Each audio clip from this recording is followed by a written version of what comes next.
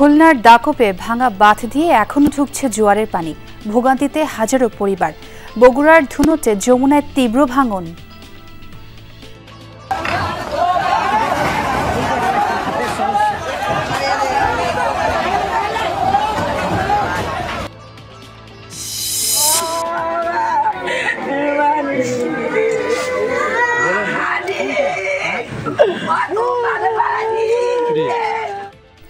ওমানের সড়ক দুর্ঘটনায় নিহত ৭ প্রবাসী শ্রমিকের বাড়ি চট্টগ্রামের সন্দ্বীপে।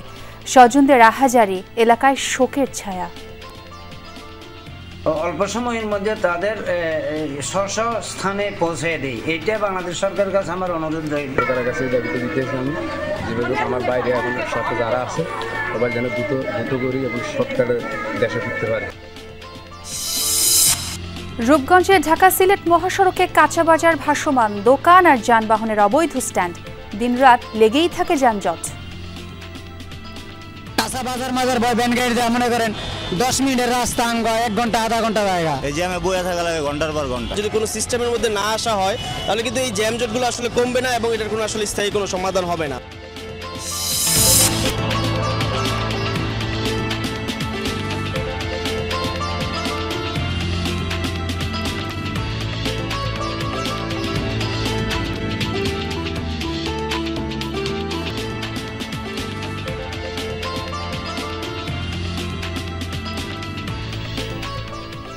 আমন্ত্রণ সংবাদ সরাদেশে, আপনাদের সঙ্গে আছে আমি ছোয়া খন্দকার। আর এতক্ষণ শিরোনাম দেখছিলেন। খুলনার দাকোপে ঢাকাই নদীর বাঁধ ভেঙে 2 দিন ধরে তলিয়ে আছে অন্তত 6টি গ্রাম, পানিবন্দী হাজারো পরিবার। চরম ভোগান্তিতে দিন কাটছে তাদের। জোয়ারের পানিতে তিলডাঙ্গা ইউনিয়নের বছবুনিয়া বাজারের কাছে মঙ্গলবার রাতে ঢাকাই নদীর বাঁধে ভাঙন দেখা দেয়। হু হু করে পানি ঢুকে পড়ে লোকালয়ে। একের পর এক গ্রাম প্লাবিত হয়, পানির তোড়ে ক্ষতিগ্রস্ত হয় বাড়িঘর, অন্যত্র আশ্রয় নেয় অনেকে। জোয়ারের পানিতে তলিয়েছে 300 হেক্টর আমন ধানের ক্ষেত, ভেসে গেছে অর্ধশতাধিক ঘের ও পুকুরের মাছ। ভাটার সময়টাতে বাঁধ মেরামতে কাজ করছে পানি উন্নয়ন বোর্ড।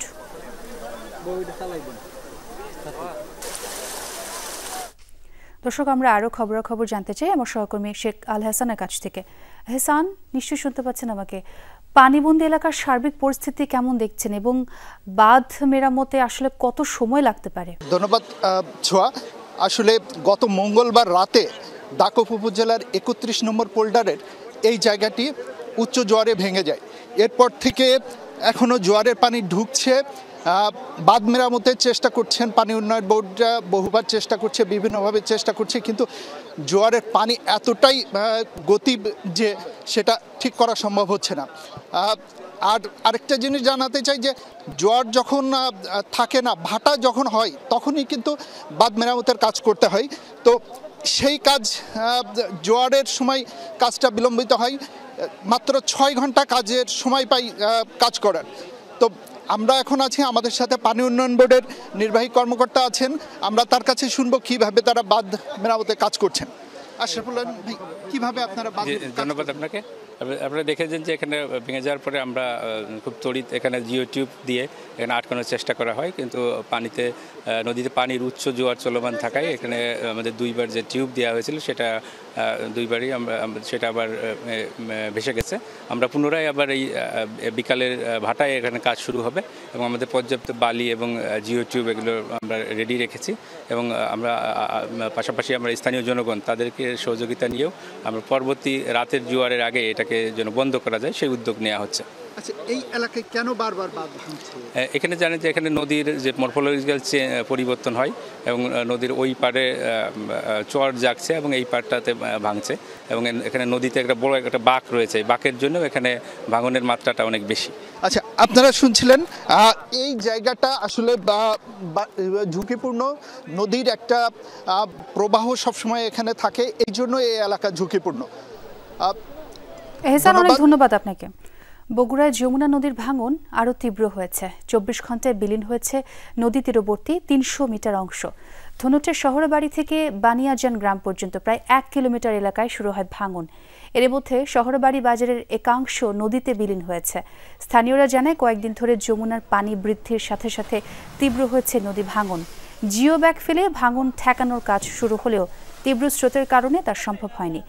ভাঙন অব্যাহত থাকায় নিরাপদ আশ্রয়ে সরে গেছে নদী তীরবর্তী বাসিন্দারা। পানি উন্নয়ন বোর্ড জানিয়েছে, যমুনার এই অংশে ভাঙন ঠেকাতে ৭,৫০০ জিও ব্যাগ ও ১,৫০০ জিও 2 ব্যাগ ফেলার কাজ শুরু হয়েছে।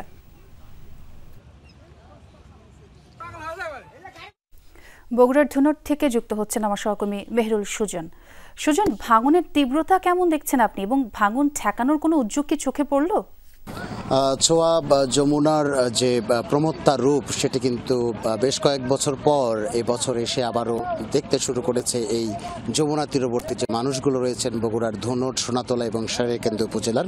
এবং আপনি যেটি বলছিলেন যে ভাঙনের তীব্রতা, গত কয়েকদিন ধরেই স্থানীয়রা যেটি বলছিলেন যে নদী তীরবর্তী অংশ একটু একটু করে ভাঙতে গিয়ে গতকাল দুপুরের পর থেকে কিন্তু আপনি নিশ্চয়ই দেখতে পাচ্ছেন ছোয়া যে এই শহরাবাড়ি যে বাজার ধুনট উপজেলার, এই বাজার কিন্তু একেবারে নদী তীর ঘেঁষা, এবং এই বাজারের একটা অংশ কিন্তু গতকাল দুপুরের পর থেকে ভাঙতে শুরু করে এবং অনেকেই কিন্তু কিছু বাড়িঘর ছিল তারা এখান থেকে সরে গেছেন।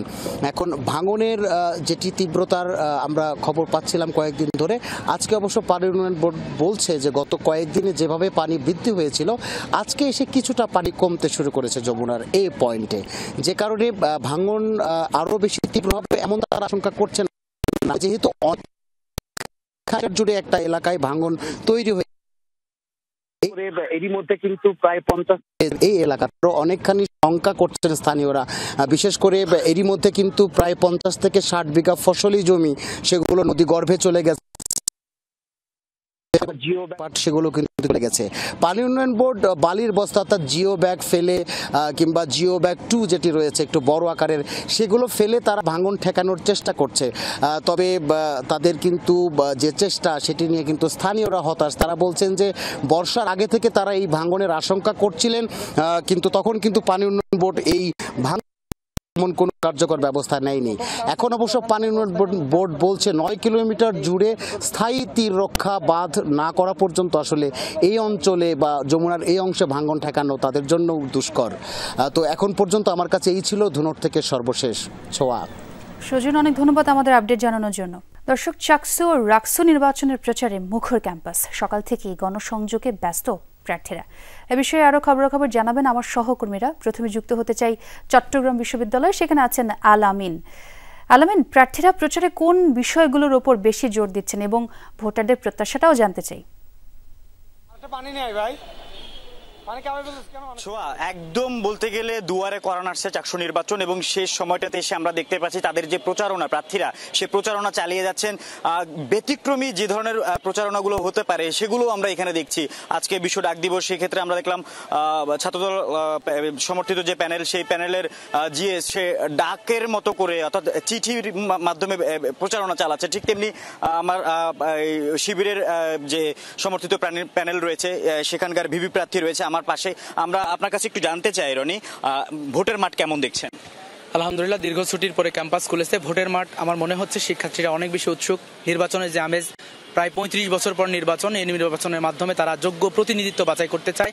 আমরা আমাদের জায়গা থেকে কমিটমেন্ট দিয়েছি। আমাদের কমিটমেন্টগুলো যেমন হল কেন্দ্রিক, মানে আবাসন, যাতায়াত, চিকিৎসা, খাদ্য, এবং আমরা চেষ্টা করেছি নারী শিক্ষার্থী যারা রয়েছে তাদের যেন সাইবার বুলিং, যৌন হয়রানি থেকে শুরু করে যে বিষয়গুলো আছে সেখান থেকে তারা নিরাপদ থাকে, এই জায়গাগুলো নিয়ে আমরা কাজ করব এবং কমিটমেন্ট অনুযায়ী আমরা বাস্তবায়ন করার চেষ্টা করবো ইনশাআল্লাহ। আমরা কথা বলছিলাম রনির সাথে।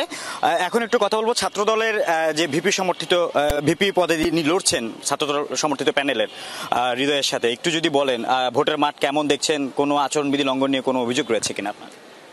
আমাদের দীর্ঘ 34 বছর আমাদের চট্টগ্রাম বিশ্ববিদ্যালয়ের শিক্ষার্থীরা বিভিন্ন মৌলিক সুযোগ সুবিধাকে বঞ্চিত ছিল। তো এখন দীর্ঘ 34 বছর পর আমাদের নির্বাচন হতে যাচ্ছে। আশা করি সেই নির্বাচনের মধ্য দিয়ে আমাদের শিক্ষার্থীদের যে আবাসন, যাতায়াত, নিরাপত্তা, সুষম খাদ্য নিশ্চিত করা, শিক্ষার্থী বান্ধব একটা ক্যাম্পাস গড়ে তোলা, নারীদের জন্য যেন ক্যাম্পাস একটা নিরাপদ হয়ে ওঠে, নারী বান্ধব, এবং আমাদের শিক্ষা ও গবেষণায় যেন চট্টগ্রাম বিশ্ববিদ্যালয় আন্তর্জাতিক মানদণ্ডে যেন শুরুর দিকে থাকে। তো আমরা সে ব্যাপারে আমাদের শিক্ষার্থীরা বেশ উচ্ছ্বসিত এবং আমরা আশা করি যে একটা উৎসবের আমাদের একটা নির্বাচন হবে। আমরা বিভিন্ন অভিযোগ দেখছি যে আচরণবিধি লঙ্ঘনের, তো আমরা নির্বাচন কমিশনারকে আমরা জানিয়েছি, আশা করি তারা সে ব্যাপারে কার্যকরী পদক্ষেপ গ্রহণ করবে। আমরা কথা শুনছিলাম আচরণবিধি লঙ্ঘন নিয়ে অভিযোগ রয়েছে, তবে ভোটের মাঠ নিয়ে কারো কোনো অভিযোগ নেই। খুব সুন্দরভাবে তারা তাদের প্রচারণা চালাচ্ছে এবং উৎসবমুখর একটি পরিবেশে ভোট গ্রহণ হবে সেটাই তারা আশা করছে। আলামিন এবং শুনছিলাম তাদের প্রত্যাশার কথা। এবার আমরা একটু রাকসুর প্রচারণার খবরাখবর জানতে চাই। সহকর্মী তারেক মাহমুদও আছেন সেখানে। তারেক, সকাল থেকে প্রার্থীদের প্রচার কেমন দেখছেন? ক্যাম্পাসের কি অবস্থা এবং বিশেষ করে ভোটার যারা আছেন তারা কি বলছেন?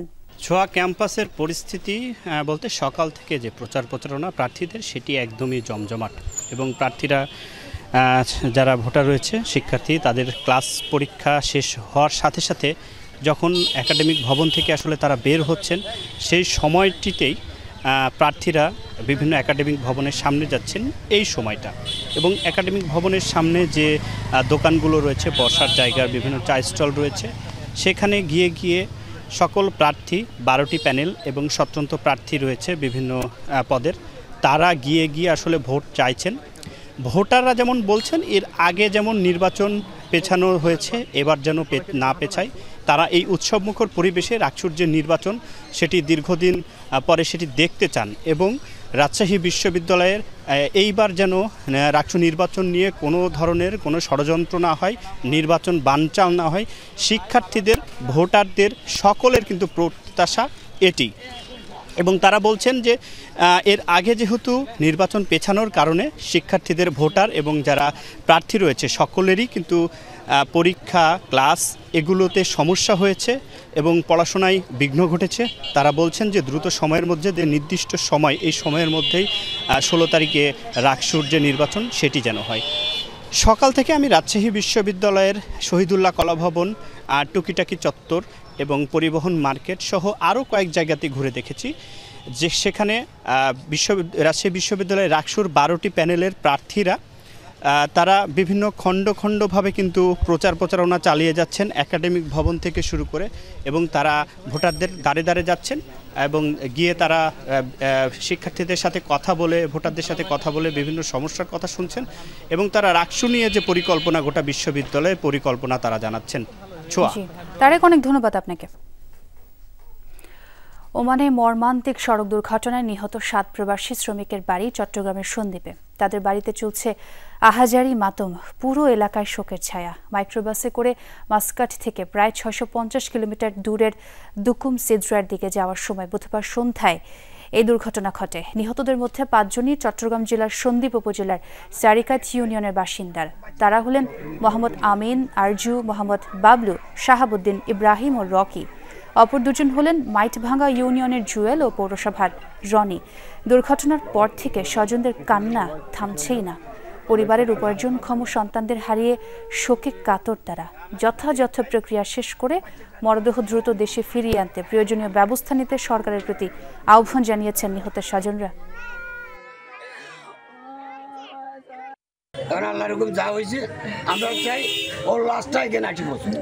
রেমিটেন্স যোদ্ধাদের মৃতদেহ অল্প সময়ের মধ্যে তাদের স্থানে পৌঁছে দেয়, এইটা বাংলাদেশ সরকারের কাছে আমার অনুরোধ রয়েছে। মহাসড়কের 6 লেনের বেশিরভাগ অংশই কাঁচা বাজার, ভাসবাদ দোকান আর যানবাহনের অবৈধ স্ট্যান্ডের দখলে। ফলে দিনরাত লেগেই থাকে ব্যাপক যানজট। এমন চিত্র নারায়ণগঞ্জের রূপগঞ্জের ভুলতা গোলাকান্দাইল এলাকায় ঢাকা সিলেট মহাসড়কে। মাঝে মধ্যে উচ্ছেদ অভিযান চালানো হলেও কিছু সময় পরই অন্তত 1 কিলোমিটার এলাকা জুড়ে দেখা যায় সেই একই চিত্র। ভাসমান দোকান ও যানবাহনের অবৈধ পার্কিংয়ের পর মহাসড়কের যে অংশ ফাঁকা থাকবে সেটুকু দিয়েই চলবে গাড়ি। এটাই যেন নিয়ম হয়ে দাঁড়িয়েছে রূপগঞ্জে ভুলতা গোলাকান্দাইল এলাকায় ঢাকা সিলেট মহাসড়কে। ভুলতা গোলাকান্দাইল এলাকায় দেশের অন্যতম বড় পাইকারি কাপড়ের বাজার গাউসিয়া মার্কেট। রয়েছে আরও একাধিক বিপণী বিতান, পুলিশ ফাঁড়ি, হাসপাতাল সহ বিভিন্ন ব্যাংকের শাখা। ফলে এই এলাকায় বহু মানুষের যাতায়াত। প্রতিদিনই 6 লেনের মহাসড়কের উভয় পাশেই বেশিরভাগ অংশ দখল করে বসে কাঁচা বাজার, কাপড়, জুতা সহ বিভিন্ন পণ্যের ভাসমান দোকান। এছাড়া যানবাহনের অবৈধ স্ট্যান্ড আর পার্কিং তো রয়েছেই। মহাসড়কের এই 1 কিলোমিটার অংশ পাড়ি দিতে ভোগান্তির শেষ নেই যাত্রী ও যানবাহন চালকদের। প্রতি সোম মঙ্গল হাটবারের দিন দুর্ভোগ আরও বাড়ে। এনা জামের কারণ হয়েছে মনে করেন এই যে কাঁচা বাজার মাজার বয় ভ্যান গাড়ি দেওয়া মনে করেন 10 মিনিটের রাস্তা আঙ্গ 1 ঘন্টা আধা ঘন্টা জায়গা। এই যে আমি বইয়া থাকা লাগে ঘন্টার পর ঘন্টা, কি করার কোন, আমরা তো ড্রাইভার। মানুষ চলাচল করার জন্য কষ্ট, স্কুলে কিংবা কলেজে ছাত্রছাত্রীর যাতায়াতে কষ্ট হয়। মানে গাউসিয়া এমন কোনো জায়গা নাই যে ফুটপাত বসাই দিব, রাস্তা ছাড়া তো জায়গা নাই, এই তো সবাই রাস্তার মধ্যে। স্থানীয়দের অভিযোগ, হাইওয়ে পুলিশ আর স্থানীয় প্রশাসনের ঠেলাঠেলির সুযোগে অবৈধ দখলদারদের দৌরাত্ম্য বেড়েছে। চাঁদাবাজরা সুযোগ করে দিচ্ছে দখলদারদের। মাঝে মধ্যে উচ্ছেদ অভিযান চালানো হলেও ঘণ্টাখানেক পরই ফের দেখা যায় আগের চিত্রই। যদি এগুলো শৃঙ্খলার মধ্যে নিয়ে আসতে না পারে বা যদি কোনো সিস্টেমের মধ্যে না আসা হয়, তাহলে কিন্তু এই জ্যামজটগুলো আসলে কমবে না এবং এটার কোনো আসলে স্থায়ী কোনো সমাধান হবে না। এটা মার্কেটের সামনে পজিশন ছিল, তখন এখানে দোকানদারি করা হতো। এই জায়গাটা এখন রাস্তাতে চলে আসার পরে কেউ আর বিকল্প কর্ম খুঁজে নিতে পারে না। কারণ এরকম কোনো দায়িত্বশীল ব্যক্তি আমরা এখনো পাই নাই যে আমাদেরকে একটা স্থায়ীভাবে কোনো একটা জায়গায় হস্তান্তর করবে। তবে ভুলতা হাইওয়ে পুলিশের ক্যাম্প ইনচার্জের দাবি, মহাসড়ক থেকে ভাসমান দোকান সরিয়ে যান চলাচল স্বাভাবিক রাখতে তৎপর তারা। তবে তা যে যথেষ্ট নয় সেটাও স্বীকার করেন তিনি। আমরা একদিক দিয়ে ফুটপাত উচ্ছেদ করে দিই, আবার পুনরায় তারা স্থাপন করে ফেলে দোকান। এইভাবে আমাদের কার্যক্রম চলতেছে, কিন্তু তারা এটা মানে অন্য কোনোভাবে নিচ্ছে না, প্রতিহত করতে পারতেছি না। অবৈধ বাজার ও ভাসমান দোকানের কারণে বাড়ছে সড়ক দুর্ঘটনায় মৃত্যু ঝুঁকিও। জাহিদ হাসান, যমুনা নিউজ। জামালপুরের বকশীগঞ্জে পুলিশের ওপর হামলা করে মাদক ব্যবসায়ীকে ছিনিয়ে নেওয়ার ঘটনা ঘটেছে। পরে ছিনিয়ে নেওয়া আসামি সহ 2 জনকে আটক করে পুলিশ। বুধবার রাতে পৌর শহরের সওদাগরপাড়া এলাকায় এই ঘটনা ঘটে। পুলিশ জানায়, গোপন সংবাদের ভিত্তিতে মাদক ব্যবসায়ী লিটন মিয়ার বাড়িতে অভিযান চালিয়ে 100 পিস ইয়াবা সহ তাকে আটক করা হয়। এ সময় পুলিশের ওপর হামলা চালায় লিটনের আত্মীয় স্বজনরা। আহত হন বকশীগঞ্জ থানার উপপরিদর্শক ও 1 কনস্টেবল। রাতেই অতিরিক্ত পুলিশ এসে পুনরায় অভিযান চালায়। এ সময় আটক করা হয় মামলার ঘটনায় সন্দেহভাজন 2 জনকে। ভোরে লিটনকেও আটক করা হয়। আর এই ঘটনায় বকশীগঞ্জ থানায় মামলার প্রস্তুতি চলছে বলে জানায় পুলিশ। স্থানীয় সরকার সংস্কার কমিশনের প্রধান অধ্যাপক ডক্টর তোফায়েল আহমেদের জানাজা ও দাফন সম্পন্ন হয়েছে। বেলা 11টায় চট্টগ্রামের হাটহাজারীর ফতেপুর বহুমুখী উচ্চ বিদ্যালয় মাঠে তার জানাজা সম্পন্ন হয়। অংশ নেন রাজনৈতিক দলের নেতাকর্মী সহ সরকারি বেসরকারি বিভিন্ন প্রতিষ্ঠানের কর্মকর্তারা। এরপর ফতেপুর মদনহাটের জামতলে পারিবারিক কবরস্থানে দাফন করা হয় ডক্টর তোফায়েল আহমেদকে। এর আগে সকাল 8টা নাগাদ লাশবাহী ফ্রিজিং গাড়িতে মরদেহ ফতেপুরে পৌঁছায়। এ সময় শোকের আবহ সৃষ্টি হয় পুরো এলাকায়। স্বজনরা জানান, বুধবার রাত 9:30টার দিকে রাজধানীর একটি বেসরকারি হাসপাতালে চিকিৎসাধীন অবস্থায় শেষ নিঃশ্বাস ত্যাগ করেন 71 বছর বয়সী বরেণ্য এই শিক্ষাবিদ। হৃদরোগের চিকিৎসার জন্য মঙ্গলবার হাসপাতালে ভর্তি করা হয়েছিল তোফায়েল আহমেদকে। কথা ছিল হার্টের রিং পরানোর, কিন্তু তার আগেই চির বিদায় নিলেন এই স্থানীয় সরকার ও নির্বাচন বিশেষজ্ঞ। দর্শক, এ ছিল সংবাদ সারা দেশের এখনকার আয়োজনে। আপনাদের সবাইকে ধন্যবাদ।